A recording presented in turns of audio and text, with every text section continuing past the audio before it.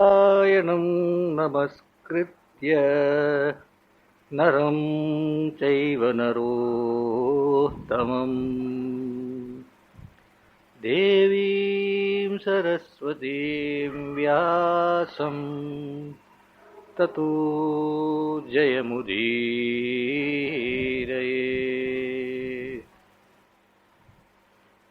So welcome to the class after Vijayadashmi. Before Vijayadashmi, the previous class, where did we stop? Where did we stop? Yeah, good. They have arrived at Hastinapura and excellent. Yes. And what is Khandava Prastha famous for? No, it was burned down to ashes by the curse of By Puruvaras was cursed by a rishi. And actually I had said at that time, now I remember that I'll tell you the story of the antecedents of Puruvaras, but I am not prepared for that. But let me try and tell it from my memory. The mention of Puruvaras comes in Bharatam in a different sargam. Puruvaras, one of the ancestors of Pandavas, the king, whose mother was a lady called Ila, and whose father was also Ila. That's the mention in Bharatam. Not that the father and mother were of the same name, they are the same person. Alright, so now that's the story. Now thereby hangs the story. So to get to this story, we move from Bharatam to Ramayanam to Uttarakandam. And once upon a time, there was a king who went hunting to the forest along with his army, and he went deep into the forest. He hunted animal after animal. He killed so many of them. Oh my God. Everywhere he shot an arrow, it used to get an elephant or a tiger or a lion or a porcupine or a boar. He just kept accumulating, killing. He went. And suddenly he and his retinue found themselves in one place where there was nice waterfalls. And in that, near the waterfalls, there were a set of ladies who are having a good time in the water and all that. It so happened that the set of ladies were who Lord Shiva had come there with Parvati and her friends, and Lord Shiva had, for that purpose of that particular picnic, he had turned himself into a lady. Because he knew that, maybe he knew, this is not mentioned, but this is what he did. Maybe he knew that it's best when there are ladies around, he'll also become a lady, means Parvati will be freer also with him. Otherwise she'll be a little bit reserved. So he was also like a lady. And when Lord Shiva turned into a lady, the entire creation near there turned into a woman, feminine form. The male trees became female trees. And suddenly this king who happened to stumble upon the scene along with the retinue, he also became a woman. Alright. And this army became all ladies. Because they happened to be in the presence of Lord Shiva, who had turned into a lady. And Hanuman lost his senses. He became almost half mad. What has happened to me? So he realized, and then suddenly realized this is Lord Shiva and Parvati, but she is in the female form, whatever. He goes and falls at his feet and says, I made a mistake. I shouldn't have stumbled here. But please, the Lord Shiva says, I can grant you anything, but don't ask me to make you a man again. I can't do that. So he thinks quickly on his feet, and he goes and falls on Parvati's feet, saying, you are the boss. Hi. Little bit is, a king goes into the forest hunting, stumbles upon a scene where Lord Shiva and Parvati and Parvati's friends are all playing in the waterfalls, except that Lord Shiva has turned himself into a lady for the occasion, so that all girls can play. Why one man unnecessarily like a kebab behaddi? And this king also, because Lord Shiva has turned into a woman, everybody turns into a woman, the king turns to a woman, the trees turn to a woman, everybody becomes a woman. And he goes and asks Lord Shiva says, other than making you into a man, you can ask for anything. The king now goes and falls at the feet of the Parvati and says, you please, your mother's compassion will always be there. By sheer mistake, I stumbled here. You must. So she says, listen, I am like half of Shiva. Right? So I can give half the boon. Fair enough. I mean, I can't undo the whole thing, but I can give half the boon. Alright? So you ask, keeping that in mind, and then he says, okay, mother, then they arrive at a compromise that 1 month he'll be a man, next month he'll be a woman, next month he'll be a man, next month he'll be a woman, like that. Okay, hang on. Alright. And then she says, she also blesses him saying, when you become a woman, you'll be a completely, your mind, everything will be like a woman. And when you're a man, you'll be like a man. Alright. And when you will have no memory of the previous one. When you become a woman, you will have no memory of the previous month when you're a man. And when you become a man, you will have no memory of the previous month. But every time you're a woman, you'll be continuous of the previous. Continuing with the previous one. That's the overall identity boon that has been given by Parvati. Best thing Parvati could do under the circumstances, she gave. That's what he asked. No, 1 month in those times might be 1 year now. We don't know how it compares. Alright. Now, this king was now a queen. Now this month he has to continue. And along with his followers, all become women. Nice looking girls have become. And this very beautiful looking queen, she becomes Ila. This lady. Now this Ila, he goes to just going in the forest, plucking flowers, having a good time, watching the birds. Like any girl would do, she's going and she's extremely beautiful. And then right in the middle of the forest is a lovely large lake. And right in the middle of a lake, the son of moon, Soma, there's a Rishi Kumara called Buddha, if I'm not wrong. He's standing in the middle of the lake and doing tapas. Neck deep water is doing tapas. He, poor fellow, doesn't know what is going to hit him next. Providence makes him open his eyes, and his eyes falls on the most beautiful woman he has ever seen in his life, and she's coming towards the lake. And by providence, she's also attracted to this extremely radiant looking tapasvi Rishi.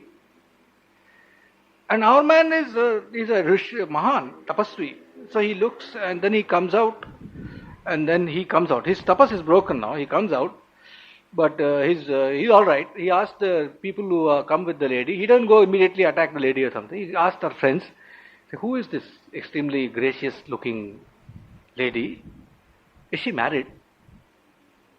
So they tell her, no sir, she is not married. She is footloose and fancy free. And she in turn conveys to him that, listen, like I have lost my heart to you and now rest is up to you, kind of stuff. But meanwhile our man thinks there's something which is not fitting in, the Rishi thinks. And in his jnana he goes in and he knows the whole thing. This is a king this is a curse, this is a boon, this is the situation. But our man has taken the first step. He has stepped out of the water. And she has also now conveyed. Now our man obviously cannot go back to tapas and stand underwater with neck deep and say get away. He can't do that. He's committed. It's a good man. So he says fine. Then what he does, in order to take the distraction away, he makes all the rest of the retinue into Kim Purushas and sends them away. What are Kim Purushas will come to later. Anyway, the rest of the army is sent away. Now this lady is there, our Rishi is there, there's a hut. They live happily for 1 month. End of the month, the man wakes up and he's a king again. And he says, where am I? So he says, no, you're fine, you're alright. So he says, but where's my army? And I said, no, actually all of you got into terrible trouble. And you could not go, but the rest of them have gone back. I have been taking care of you, you're here. You can continue to be here, I'll take care of you. The king says, no, I can't continue to be here and all. I have a kingdom, I have queens, I have children, I have citizens, I have a whole responsibility. I have a kingdom to run. I can't just continue here. I have to go. You please permit me to go. The Rishi looks into eyes and says, listen, I'm telling for your good. You be here. I'll tell you when is the right time to go. Now, if you be here, I'll let you know. The kings of those times, they used to listen to Rishis. He said, okay, I'll be here. If you say so. So likewise, every month this was happening. Next month she'll be again back. very much in love with the Rishi, again back, saying, oh, I have to go back, kind of stuff. This was happening. Meanwhile, don't ask me, meanwhile she gave birth to a child, which was this Puruvaras. One of those times, she gave birth to a child who had to be born. That was the kings. Puruvaras, one of these two, Pururavas, correct. And as soon as she was born, the Rishi knew now the time for this part of fate is over. And then he calls all the greatest of Rishis to that place and says, do a Ashwamedha Yagam. And they do an Ashwamedha Yagam. Terrific Ashwamedha Yagam. All terrific Rishis come. And Lord Shiva is pleased at the end of the Yagam, says, what do you want? And Rishi says, make this man lady completely back again to the old king. Take away the curse completely. Let him not be a woman at all. Fully recovered. Very gracious Rishi. He didn't say make her fully into woman. He didn't say that. Fully back to original. So the Lord Shiva agreed and they became. That child is Puruvaras. A very interesting father and mother, Ila. So coming back to over here. Yeah, but then he became the Puruvaras is taken back by Ila as soon as he is born. And he acts as his father only. And brings him up. And then he makes him into a king. He hands over the kingdom to him. Later. So he doesn't have any knowledge of, he has no knowledge of Buddha and all. Not because Puruvaras himself will not remember. Where is the question? No, who will know? These secrets only Vyasa knows. And we know. Now, the point is that Khanda Prastha, this Pururavas, later he got into a lot of trouble. There's a huge story about him, how he got into all sorts of bad activities later. And then he was cursed, and then the Khandava Prastha was reduced to ashes. Now this place, these people have gone there, obeying Dhritarashtra. Now Dhritarashtra said, quickly you must go, you have been crowned the king, you kindly leave immediately.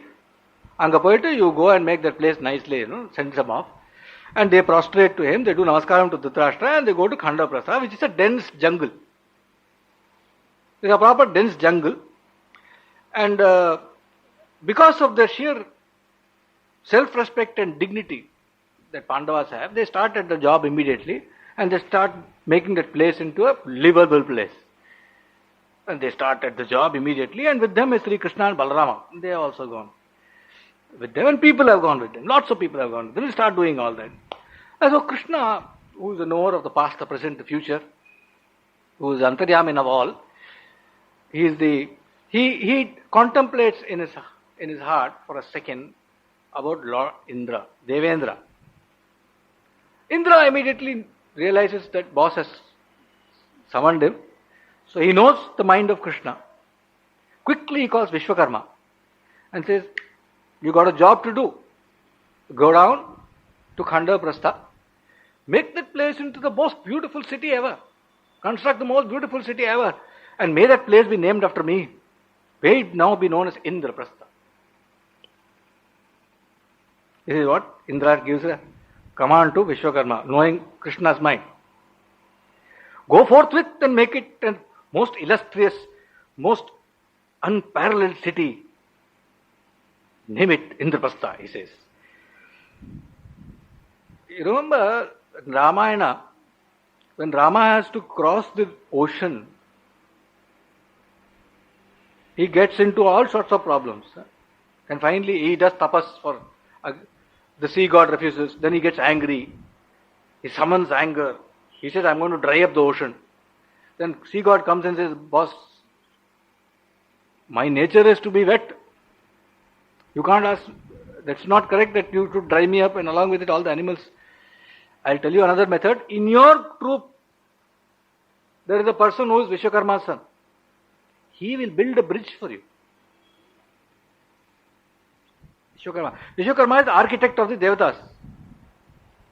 So he is now been asked to build a most beautiful city. He quickly goes to Khanda Prastha, goes and does namaskaram to Bhagavan Sri Krishna and says, sir, your orders. What are your orders? Krishna smiles and says, O Vishwakarma, do as Indra said. Build a city as fine as Mahendrapuri, and as per the wish of Indra, we shall name it Indraprastha. So says Krishna. Now Pandavas took a tape measure of the land. Everything is the same. Those times, this time, they took a proper tape measure of the land and all that stuff, did a survey. okay, make it in this part of the city, and a most beautiful city started getting constructed. What a fine city did Vishwakarma build. The description of the city in Bharatam, I shall only give you parts of it. The detailed description you can just go on reading it. What a beautiful city Vishwakarma built. Moats on all four sides of the city was as wide as the ocean. As wide as the ocean, lovely moats on all sides. The fortification walls on all four sides of the city reached out into the sky, and they shone like white clouds in the moon. So looking like that, the walls of the city. And when the gates of the city opened, it was like the wings of Garuda opening out. Cha-cha. Like that it used to open. Skyscrapers were there everywhere. Terrific weapons were piled at strategic points in the city. The rule of the king. Terrific weapons were piled up at strategic places, and Yudhishthira's palace resembled the color of a bank of clouds which is lit up by lightning. So beautiful it was to look at. Yudhishthira's house. It was filled with wealth. Yudhishthira's palace was filled with wealth. It was like the palace of Kubera. And in the city, the knowers of the Vedas came in numerous numbers and settled down. They were proficient, these people who were knowers of the Vedas were proficient in a multitude of languages. They could speak many languages. There were traders, warriors, artisans, craftsmen, sculptors, all people with all skills, they came and settled down in great numbers in Indraprastha. And the gardens, in the thousands and thousands they settled down, and the gardens of Indraprastha were so vast and so beautiful to look at. Lovely gardens. See, you go to a place like Delhi, which is Indraprastha. Look at the gardens. The Lodi garden, the Deer Park, the Buddha Jayanti Park. They're huge. And this will be nothing to compare to what that was in those days. Well-designed gardens, large gardens, beautiful gardens.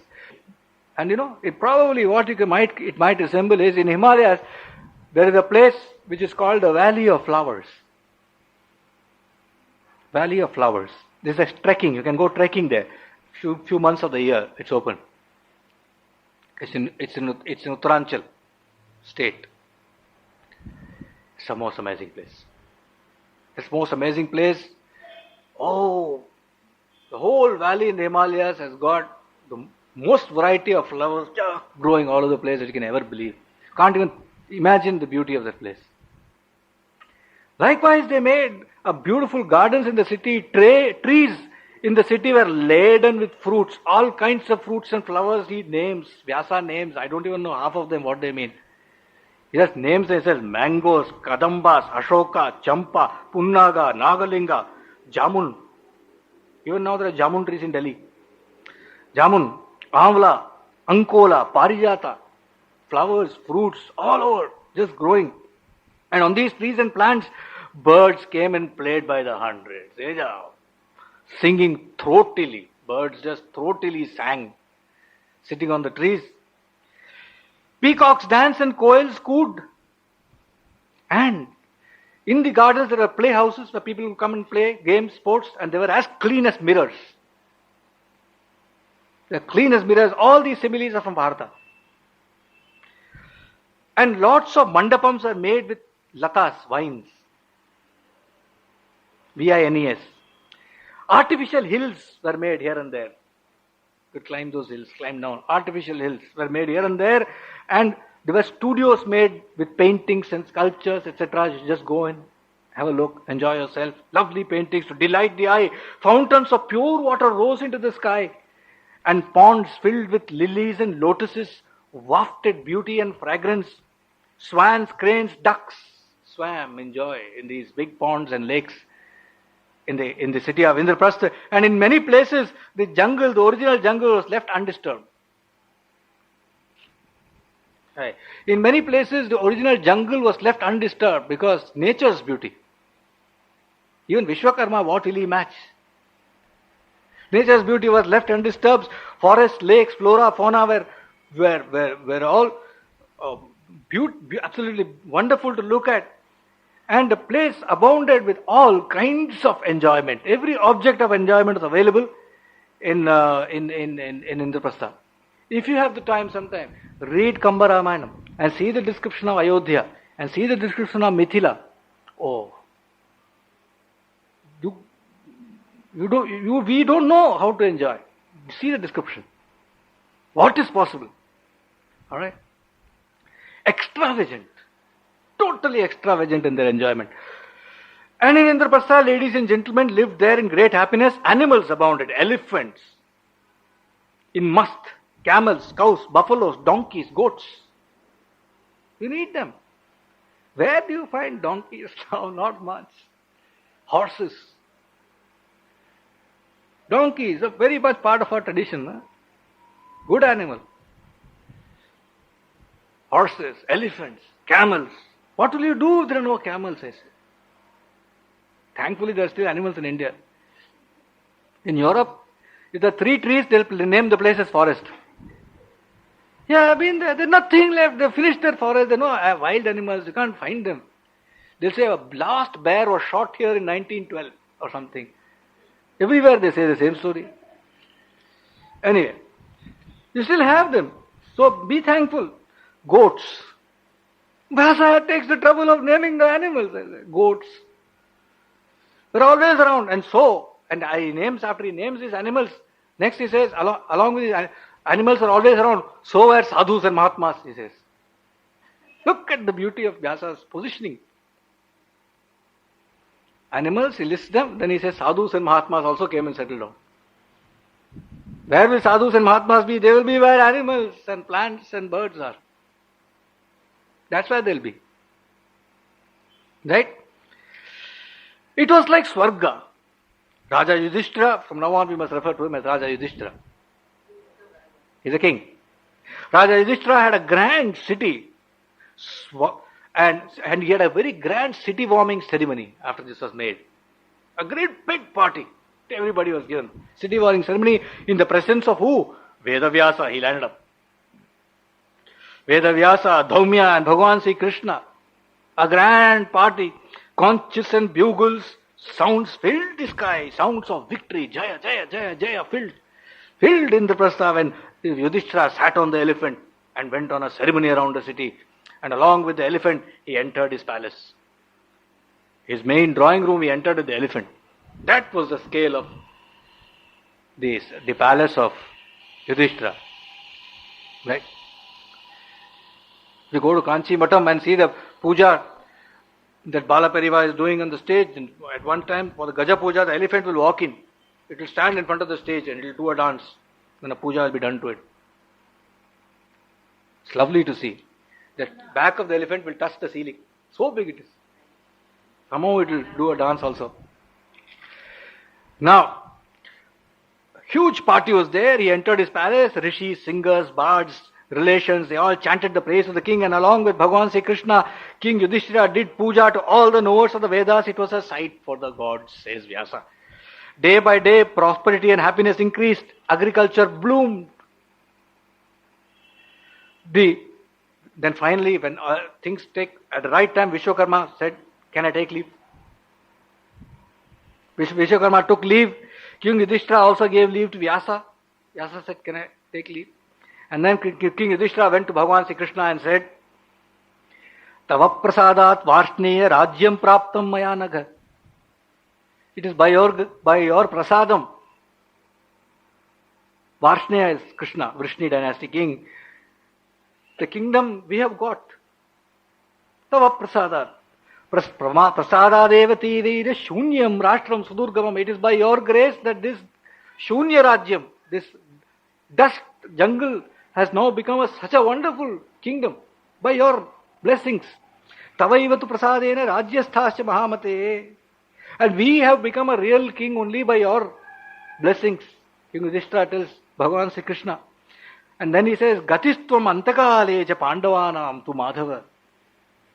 And oh Madhava, when the time comes for us, end Karashikalam, the last Gati comes. Antakale, you are our Gati. You will be there. Only you are our refuge, even at the end of our life. Mata asmakam pita devo. You are our mother, you are our father. We have not seen Pandu, na Pandum vidmavai. Vayam. What have we seen of Pandu? You are our father, you are our mother. Jnatva krityam kartavyam karayasva bhavan hinah. You know what is to be done, what has been done, what is to be done, and then get us to do whatever you want us to do. It is up to you now. Yadishtam anumantavyam pandavanam. Whatever you wish, we shall do. We have no will of our own left. Very beautiful. Thanksgiving, Yudhishthira tells Bhagavan Sri Krishna. And Bhagavan Sri Krishna is more than equal in his reply. Vasudeva says, Tvat prabhavan mahabhag rajyam praptam swadharmatah. It is by your own punya. It is your punya and your dharma that you have got a rajyam. What do I have to do with it? It's yours. Pitrapitamar rajyam katham na syat tava prabhu. It is your father's, grandfather's rajyam. How will it not come to you? How will it not come to you? Dhartarashtra duracharaha kim karishyati pandavan. These Dhartarashtras, Duryodhana, Duracharas, bad conduct people, what can they do to Pandavas? Kim karishyati. They can't hurt you. Nothing they can do to you. Kim karishyati Pandavan. Yadheshtam palayamahim sada dharma durambha. As you wish, you serve the earth. King serves the earth. As you wish, you serve the earth. Do dharma. Always sada dharma durambha. Dharmopadesham sanshepat brahmanan bhaja kaurava. He says, if you ask me in brief, one sentence, briefest sentence, what should I do for dharma? I will say, take care of Vedavits. Protect the knowers of the Vedas. I will say, Ajjaiva Narada Shriman Agamishyati Satvara. And now, today, Narada will come here. Agritya tasya vakyani shasanam kuru tasya vai. Listen carefully to what he says and try to do what he says.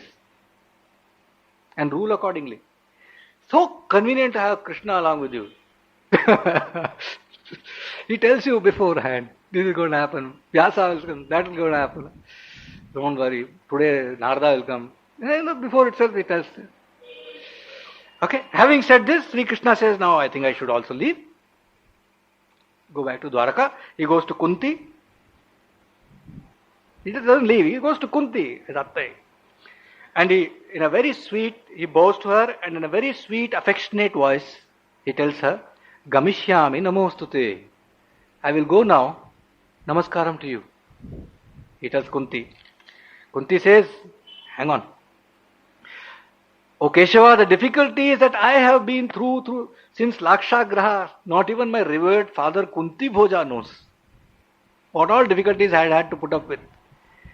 Tvaya nathen govinda dukkham tirnam mahattaram. It is because of you that we have managed to cross the ocean of misery. Dukkham mahattaram. Tvam hi nathastanathanam. You are the refuge of people who have nobody else to turn to. You are the refuge of people who have nobody else to turn to. Daridranam visheshata, especially those who are daridras. Where will they go? Only to you. Sarva dukkhani shamyanti sarva darshanan. All dukkhas vanish by merely looking at you. Sarva darshanan, dukkhas, despair vanishes. Smarasvainan mahapranyatena jivan. And just thinking of you only keeps them alive, these Pandavas. Your thought is their life. Says Kunti to Krishna. Then Krishna reassures Kunti and leaves for Dwaraka along with Balarama. And as told by Krishna, soon Devarshi Narada, Akasmata, he lands up. He comes in the path through the skies. Narada. The path that is sacred, the path that is served by the stars and the moon, the path that Garuda flies in, the path that is lit up by the sun and the moon, and the path that is used by Maharshis. This is a special path. This path is not accessible to those who are not tapasvis. But tapasvis can use the path. And Narada comes to the path of the sky and lands up in Indraprastha and Yudhishthira's palace like a plane landing. You see, in Tiruvattriyur there's a temple. Have you heard of that? Have you been there? Tiruvattriyur. Near Madras. Hey, Madras. Ravipuram Tandi. Tyagaraja Swami. Beautiful temple. Terrific Shiva temple it is. A very old temple, ancient temple. Padal Petasthalam. Anyway, coming back to Tiruvotriyur. Tiruvotriyur, there's a terrific temple of Shiva, and there's one of the very great saints of our Tamil land, Pattanattar. I mean, everybody has come there. All the saints. I don't want to start listing them. Pattanattar has a Jiva Samadhi, which is very near the temple on the beach side. Jiva Samadhi, he got in and recovered him. A terrific place. Kavyakanta Ganapati Muni was one of the greatest disciples of Bhagavan Sri Ramana Maharshi, the first who called him Ramana Maharshi first. He was doing tapas in Tiruvotriyur temple. And suddenly Bhagavan, who had never left Arunachala, he could see him flying in the sky and coming and sitting down with him. And Bhagavan, although he never left Arunachala, felt himself transported to Tiruvotriyur. That's a long story, but sum and substance is the path in the sky, which Vyasa says is used by Maharshis. So I remembered this story. Anyway, coming back to Indraprastha, Narada, Vyasa, this description of Narada is beautiful. I won't even go into the length of it. I'll just give you a few descriptions of Vyasa that he gives of Narada. Sarva Vedanta go. He knows all Vedanta. Narada is the knower of all Upanishads. Vedanta is the highest teaching of Hinduism. He knows it all. So here, Narada, Parena Tapasa Yuktu. Oh, he says he is full. He shines with tapas. He shines with tapas. He knows all Niti. He is a Mahamuni.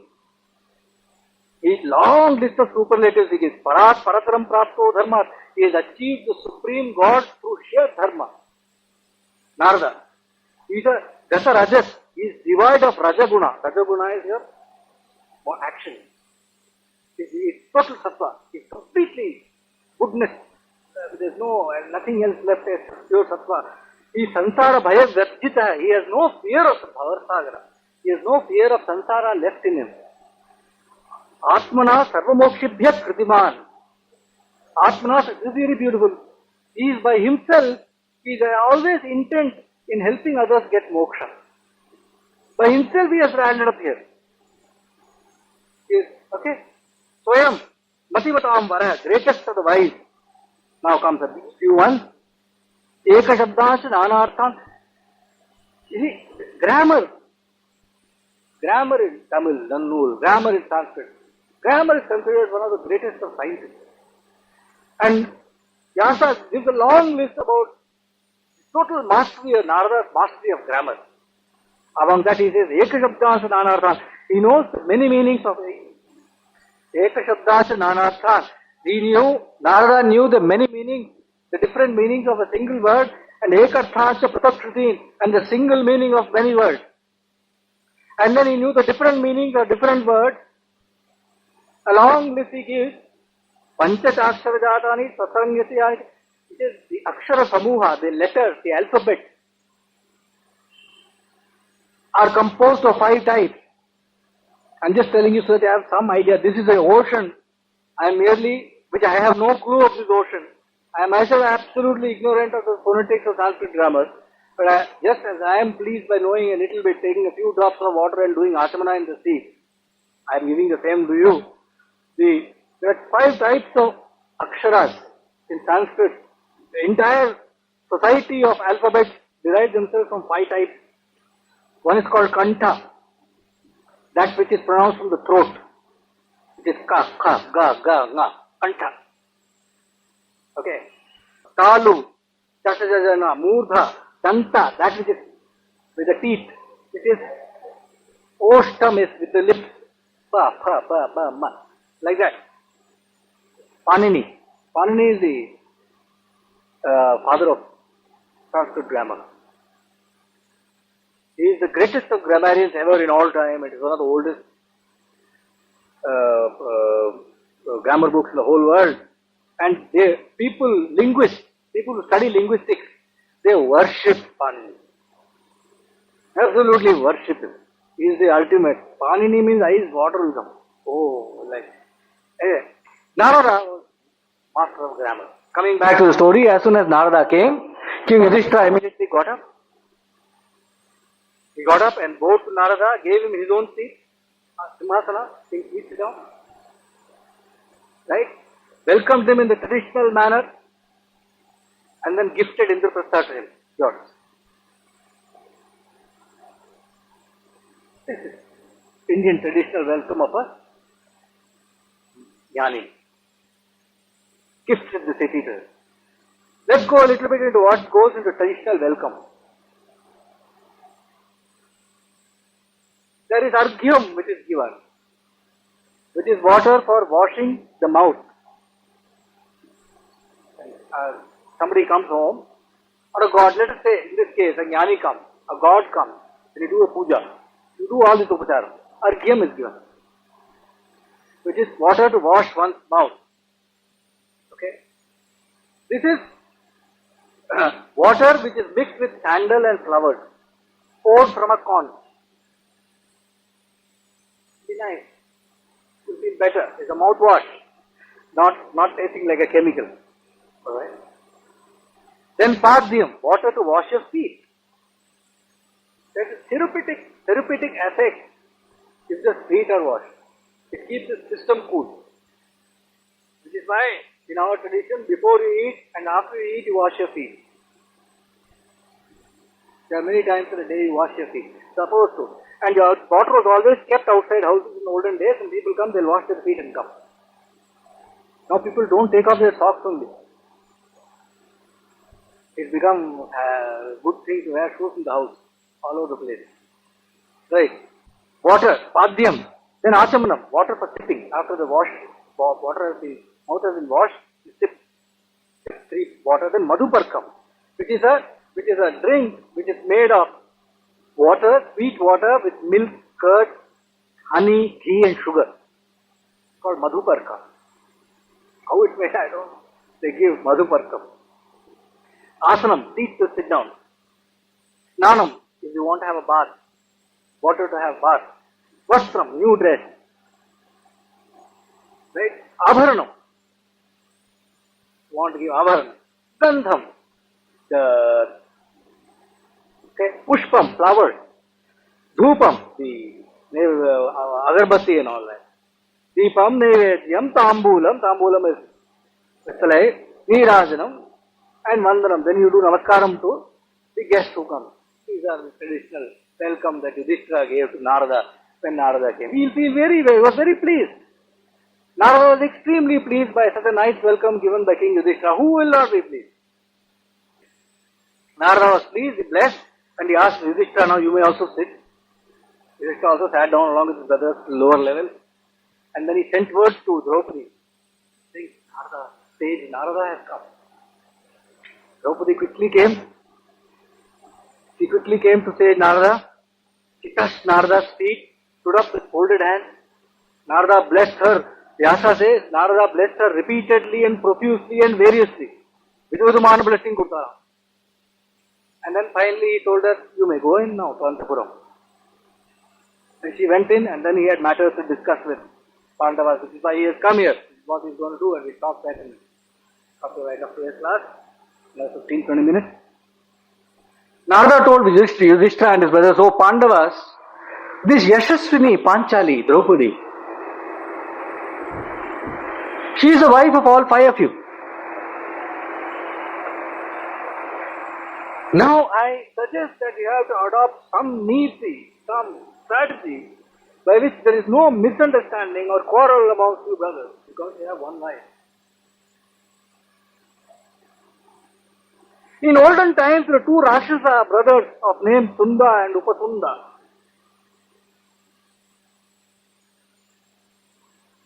They were very close to each other, and they were famous in all the 3 worlds for their strength and valor.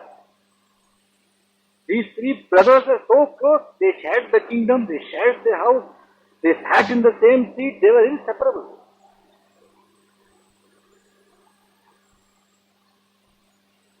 Even they died fighting over one woman. That is why I am advising you to protect yourself and your kinship, your brotherhood, your affection for each other by agreeing to some conditions, some code of conduct, some overall boundaries. in your life? Yudhishthira says, "O Mahamuni, who are this Sunda and Upasunda? What was their story? What was their story? What did they fight over? How did they die? We are all keen to hear it." Narada said, "Yeah, okay. I'll tell you this ancient happening. In the lineage of Hiranyakashipu, you all know Hiranyakashipu, right? Narsimha Avatar.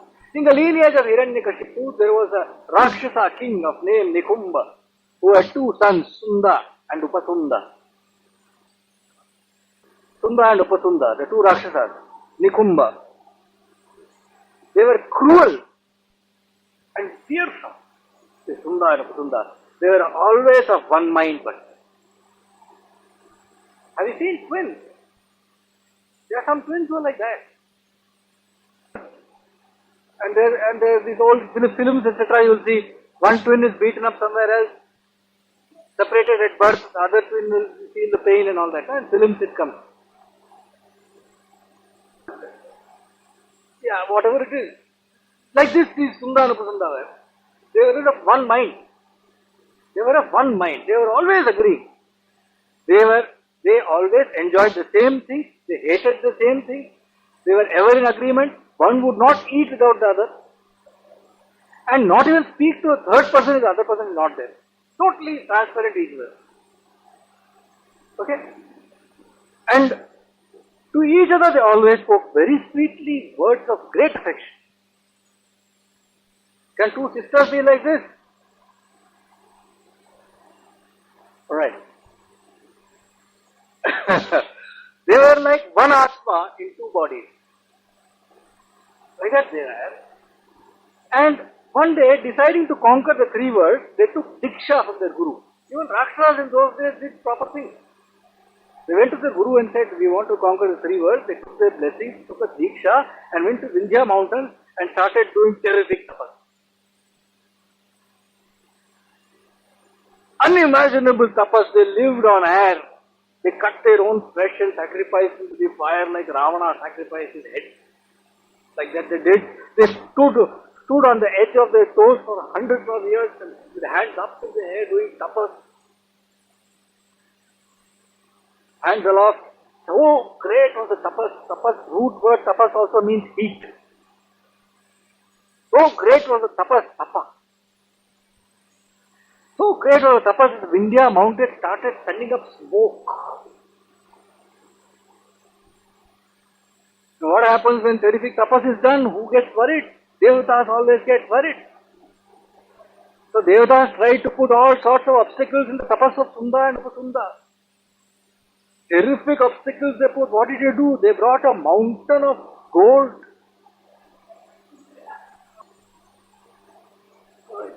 So he keeps a lot of mountain of wealth and jewels and jewelry and coral and on sapphire, emerald and all he keeps.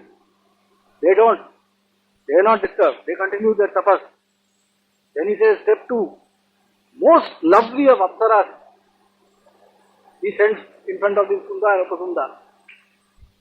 Not caring. They don't blink an eyelid when they look at this. Step 3. Look at the devious mind of the Devatas. What all they do? They try Maya tactics. You know what they do? They make illusionary. What they do is they make illusionary versions of Sunda and Upasunda's mother, wife, relations, etc. And young kids, children, small girls from their place, and make them come running to where these people are doing tapas, saying, save me, and they are pursued by some hideous looking Rakshasas. They were rushing at them with swords and they cut the mother and they cut his wife and they drag them on the ground and they spit on them and then these people say, tell them, save us, they're shouting it. Oh Sunda, save us. No. Tapas. They don't let their tapas get disturbed. No, that is tapas. Alright. Imagine the description given. These women would fall down, their ornaments would scatter, their clothes would be torn, their hair would be disappeared, but this fellow didn't blink an eyelid. Objective, to conquer the three worlds, tapas, no care. No care. Right? So, what can the devatas do? They could do nothing. So finally Lord Brahma comes, appears before them and says, ask for what boon you desire. Kusunda and Kusunda said, Sir, O Bhagavan, if you are pleased with our tapas, please grant us the knowledge of all Maya. Maya tactics. Please grant us illusion. Please grant us the knowledge of all weapons. Please grant us unbeatable strength. And please grant us immortality. Brahma says, other than immortality, I will grant you everything else. Your tapas was not undertaken with the original objective of immortality, was not the objective of your tapas. Your objective of the tapas was to conquer the three worlds. So I can't grant you that. Right? You may ask for something else. Instead of immortality, something else you ask, I'll give you. So they quickly thought, and Sunda referred to each other and they told him, Oh Pitamaha, oh grandsire, then grant us the boon that other than each other, nothing and nobody else can kill us. Nothing and nobody else can kill us, and not only that, we should not have the fear of death from anyone and anybody.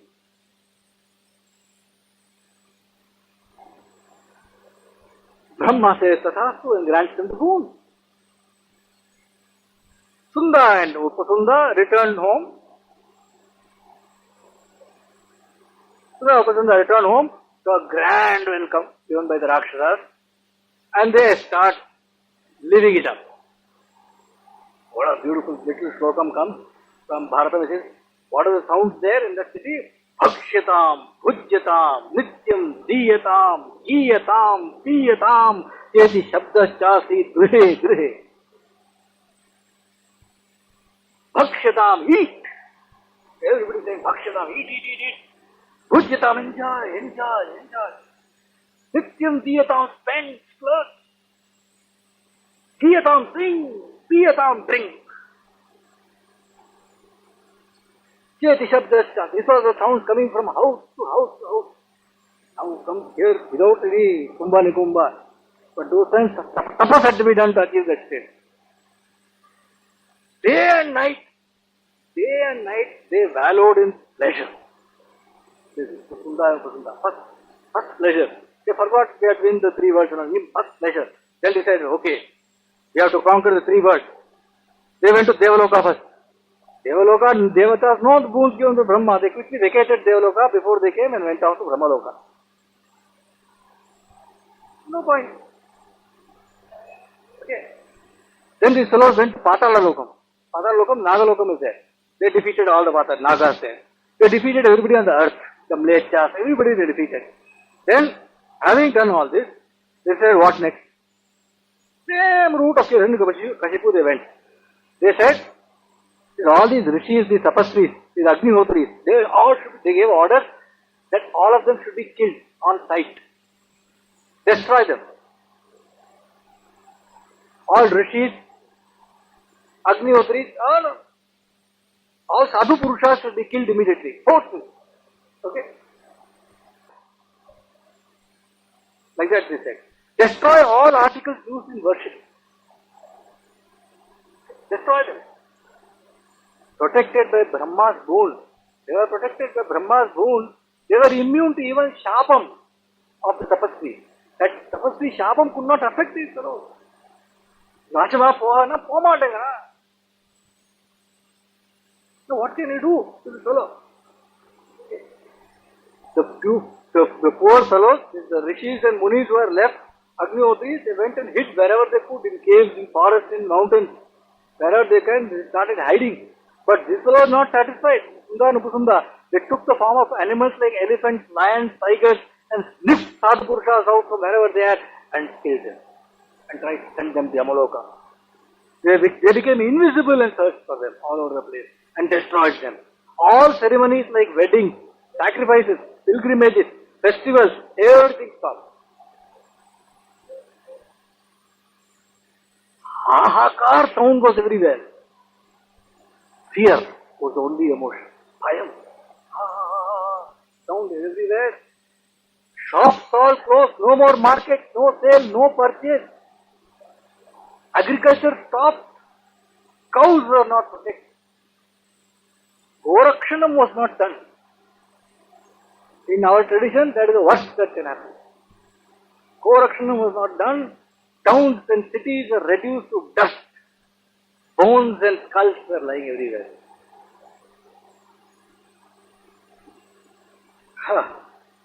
It was so scary, the place, that it was scary to open one's eyes and seeing the condition of the surroundings, says Jataka. Kanna taraka bhayama irukkum. Avadi panni tholpa Sundanu Upasundara. Having total authority, Sundara and Upasundara went and stayed in Kurukshetra. And Narada telling the story to Yudhishthira. They told Yudhishthira, all the Siddha Maharishis and Devarishis, they went to Brahma. They were saddened by this spectacle. And a very beautiful little shloka comes here.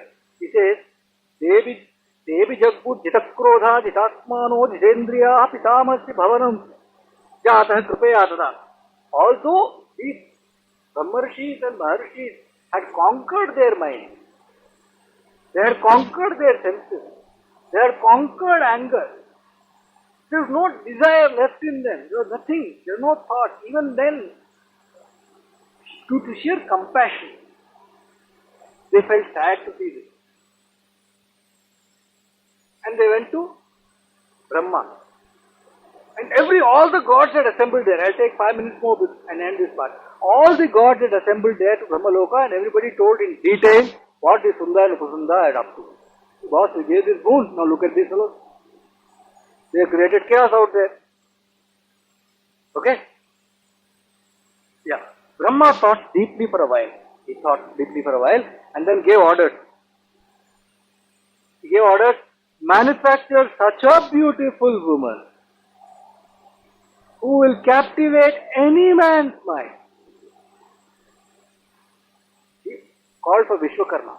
Vishwakarma, the one who made Indraprastha. He says, boss, now time has come for you to make a girl. A woman. Alright? Now Vishwakarma, what he did in obedience to Brahma, he composed the most beautiful woman in all of creation. And how did he do it? Whatever beauty was there in any object, in any of the universes, he took the essence of that.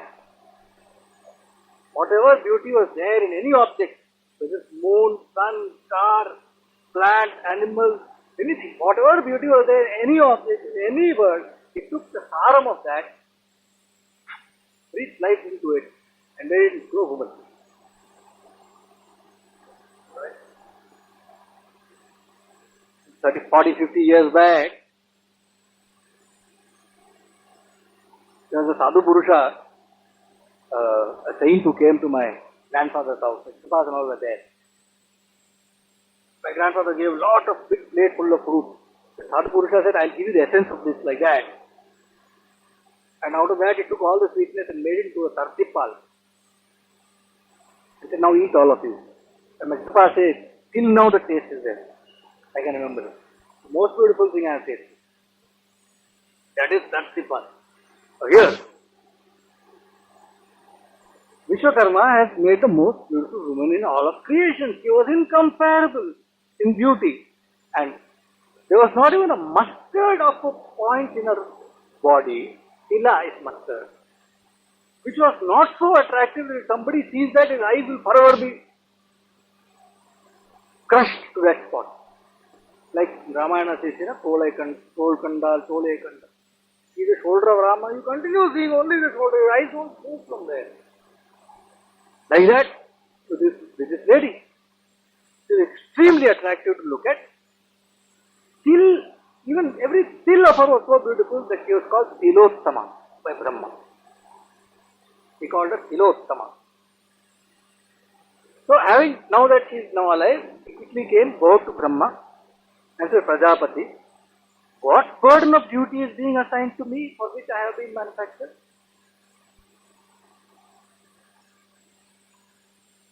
Brahma said, "Oh good Tilottama, Bhadra, go to Sunda and Upasunda and infatuate them.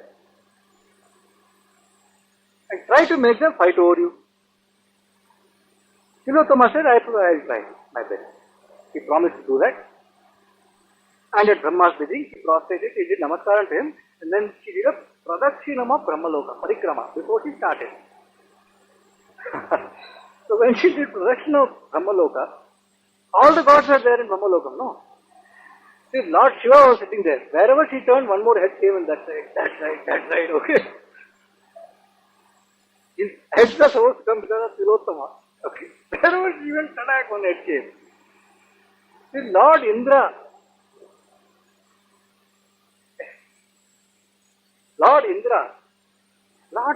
got 1,000 eyes because of her. Wherever he went, one eye. This Sahasraksha. 1,000 eyes of Indra came because of Tilottama. No, but Brahma, no problem. He was not affected. Everybody else was turning, okay? The Devas and the Rishis and the Munis are 36 people there. Their heads were turning 360 degrees. Tilottama. Okay. Now, and they knew the reason why she's been manufactured. Okay. They knew. So they thought to themselves, the job is as good as done. Okay. Job is as good as done. Sunda and Upasunda went on enjoying the pleasures of their senses. Women, flowers, fragrances, food, drinks, you name it. They were swimming in it. Swimming in pleasure day and night. And one day, when they were in the Vindhyas, entertained with music, dance, etc., it happened. Tilottama walked into their sight. She was wearing a one-piece red sari. She was looking beautiful enough to drive anyone crazy, says Vyasa. Unmatta. Sunda and Upasunda, they had just consumed lot of wine. One-piece red sari. These fellows had consumed a lot of wine, their eyes were red, and no sooner they saw her from far, they started burning with desire. They got up quickly from their seat and ran towards her, fell in front of her and begged for her affection. The two of them. Sunda caught hold of her right arm, beseechingly, and Upasunda caught hold of her left arm. Vyasa says, eight to one, they were intoxicated with their boon. Because of their boon, they are intoxicated. Two, they are intoxicated because of their strength. Three, they are intoxicated because of the pride of their wealth. Four, they are intoxicated because of wine. Five, they are intoxicated because of desire. No. Most powerful intoxication also now in front of them. Tilottama had done exactly where she wanted. One on the left, one on the right, catching both her arms. And Vyasa says, with her right eye, she made signs of love to this fellow. With her left eye, she made the same to the other fellow. Yeah, but they can't see the other eye. Okay, Vyasa only can see. So, okay, the other fellow, they are on their knees. They are on their knees, totally finished. Sunda and Upasunda spoke to each other now. Sunda, they now started quarreling. Sunda told Upasunda, Are Upasunda, she is my wife. For you, she is like your mother. They are like your mother. Upasunda said, Oh, Sunda, she is my wife. You should treat her like a daughter-in-law. Leave her hand. Intent on getting her, they became crazy and attacked each other. A terrific fight started. Blood flowed like rivers. Blood flowed. And finally they killed each other. All the gods came. Brahma blessed Tilottama profusely and said, Oh, beautiful one, till the distance of the sun shines, you may roam anywhere at your wish. You will be so radiant and dazzling that no one will be able to look at you even for a second without being blinded. He asked Indra to protect her. They were under the protection of Indra, and they all left. And Narada told Yudhishthira, Oh Yudhishthira, so do not get into a misunderstanding or quarrel over Draupadi. May good happen to you. And he blessed Yudhishthira. At that point, we come to the end of today's story. Namah Parvati Pataye Janaki Kanta Smaranam Gopika Jivana Smaranam Vetrivel Muruganukku Sadguru Swaminah Shri Anjaneya Swaminah